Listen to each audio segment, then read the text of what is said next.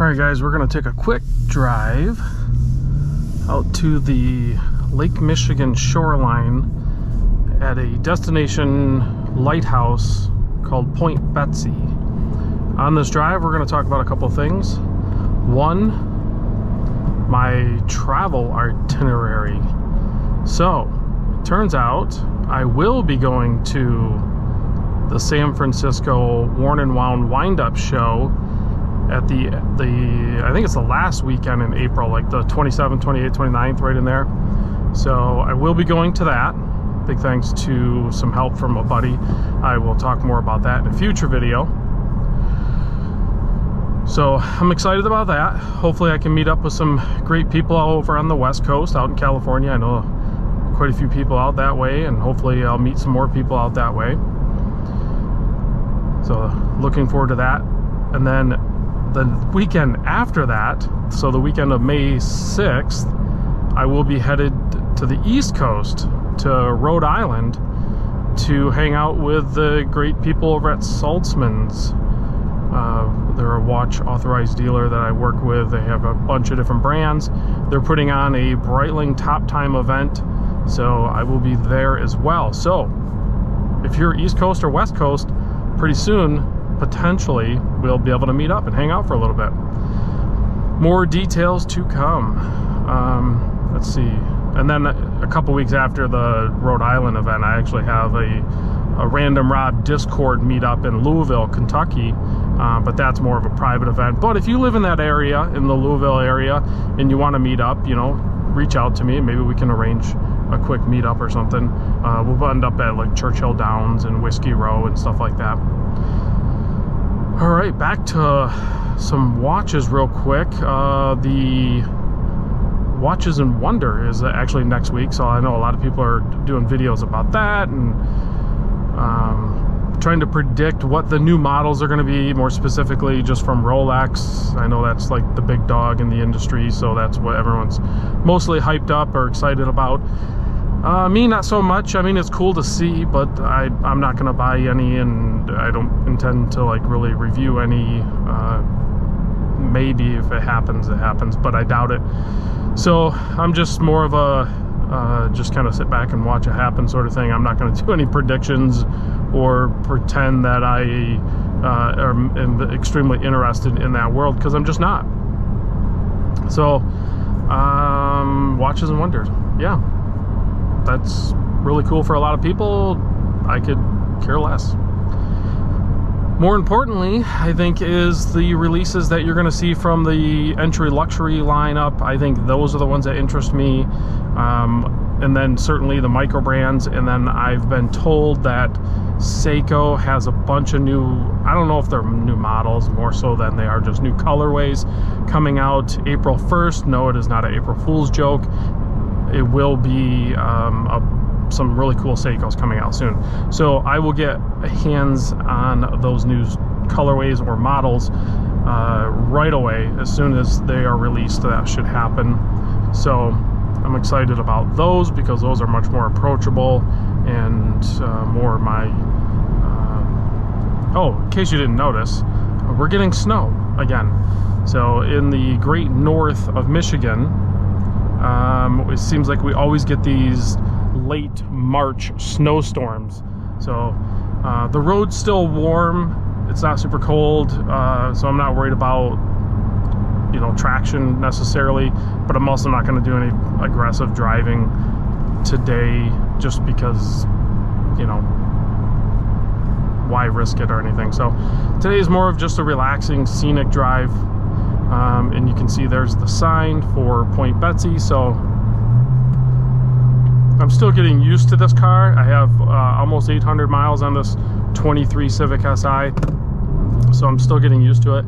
I literally am trying to break a habit of doing my own rev match downshifts, because this thing does them automatically and they are perfect. They do an amazing job with the technology on this stuff, so I don't need to do that. I allow it to do it. So that's a learning curve for me, as well as some of the upshifts, because it has like a little bit of rev hang, but I'm getting it you know, I'm getting used to it, we'll say.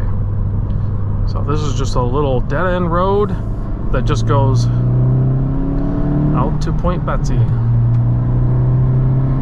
There's a couple of houses out this way, but not much, because this is like the Sleeping Bear Dunes area as well, this whole northwest coast of the lower peninsula of Michigan. So you can see, maybe that's the lighthouse over there, the building, and then the little lighthouse up top. I don't think, it's pretty cold out, so I don't think I'm going to get out and show you Lake Michigan, but that is Lake Michigan right there. So that's as close as we're going to get to that. Beautiful area to live in, vacation in, visit, whatever you want to do. But northern Michigan is a nature playground for sure. A lot of great roads to just drive down and view the scenery, or if you want to get out, there's a lot of great hikes. There's just it's just a beautiful area in general.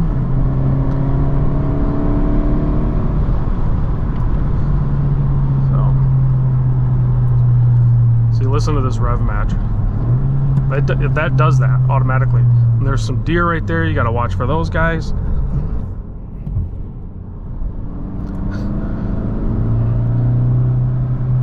Deer hits are on the rise in Michigan, all over Michigan, not just northern Michigan. But these deer along the shoreline up here, they are so desensitized to humans or something. They are not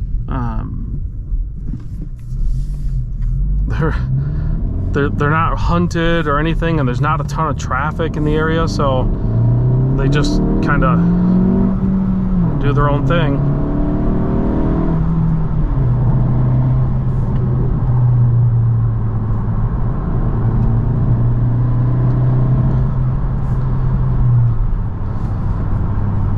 Still, like I said, I'm still getting used to the balance of this car.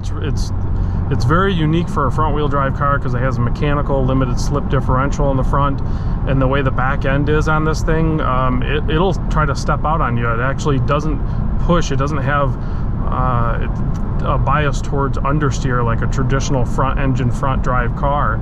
It's very unique chassis balance on this thing. So I'm not even gonna guess. I know for a fact that I need to put some stickier rubber on this thing to really keep it planted. So that'll be probably the first thing I do. I am working on just doing a couple other little upgrades just with the shifter and everything, but other than that, I think tires and brakes are the most important thing for any sort of spirited driving, or if you're going to go to a track or anything like that. So I'll probably upgrade the brake lines, brake fluid, brake pads, and do some more aggressive tires. That's kind of it for this year. I'm not going to get too aggressive. Next year, if I still have this car, unless I upgrade to like a Type R or something, this year, those are just standard upgrade. Next year, I might potentially look at like a tire wheel package, and then upgrade to like spoon 6-piston calipers and upgraded rotors up front, and then potentially a K20 C4, I think it is, the long block right from Honda, Type R swap, to upgrade this to like the 300 horsepower range. So, but that starts flirting with the, oh yeah, we're gonna start getting some snow now.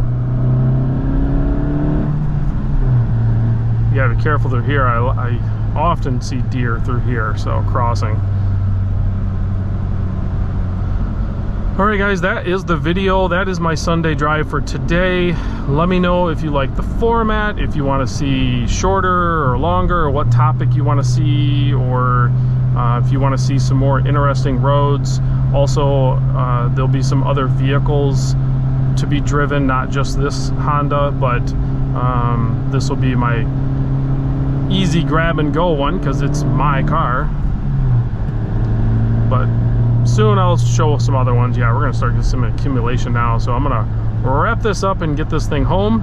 Thanks for watching. Quick update. Yeah, that turned real quick. And these all-season tires on this Civic are not good. This is very slick. I have to drive really slow, and I'm gonna just work my way home. Keep it shiny side up, guys. I'll see you on the next vid.